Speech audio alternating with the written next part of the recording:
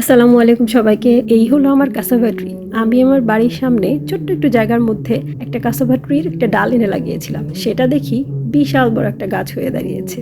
তো আজ আমি ঠিক করেছি এর পাতা দিয়ে মুরগির খুব সুন্দর একটা কারি রান্না করব। তো এর জন্য আমি গাছের একদম মাথার দিকে পাতাগুলো কিছু নিয়ে নিচ্ছি, কারণ এর কচি পাতা হলেই ভালো হয়। এই গাছটার নিচে অনেক বড় বড় আলু হয়, তো যারা আলু খায় তারা পাতা খায় না, আর যারা পাতা খায় তারা আলু খায় না। এর সাথে একসাথে দুইটা খাওয়া যায় না। তো আমি এর পাতাগুলোই পছন্দ করি, তো আমি আমার প্রয়োজন মতো কিছু পাতা নিয়ে নিলাম। এখন সাথে নিয়ে নিচ্ছি মুরগির বুকের কিছু মাংস। তো এই মাংসগুলোকে আমি কিউব কিউব করে কেটে নিব। হাড় ছাড়া মাংস হলেই সবচেয়ে ভালো হয়। আর পাতাগুলোকে দেখেন এইভাবে চুরি করে কেটে নিয়েছি পরিষ্কার পরিচ্ছন্ন করে। এবার আমি একটু ভাপ দিয়ে নিয়েছি, এটাকে আমি ভিডিও করতে ভুলে গেছি।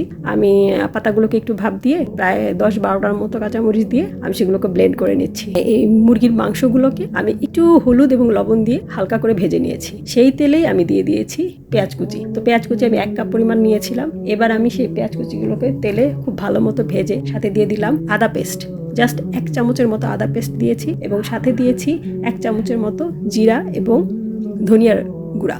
তো এরপর আমি এই রান্নাতে আমি কোনো রকম মরিচের গুঁড়া কিংবা হলুদের গুঁড়া ব্যবহার করিনি।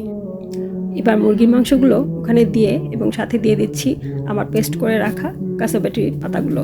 তো আমি এবার এগুলো সব একসাথে করে খুব ভালো করে নেড়ে চেড়ে নিচ্ছি। কিছুটা সময় ধরে নেড়ে চেড়ে নিচ্ছি যাতে পানিগুলো সুন্দর করে শুকিয়ে যায়।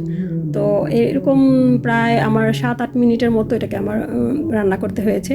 একদম পানিটা শুকানো পর্যন্ত ওয়েট করেছি এবং আমি এর মধ্যে আমার প্রয়োজন মতো লবণ অ্যাড করে দিয়েছিলাম।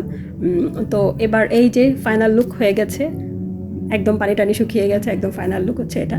এবং এটা খেতে অসাধারণ অসাধারণ, এটা সবারই ভালো লাগবে।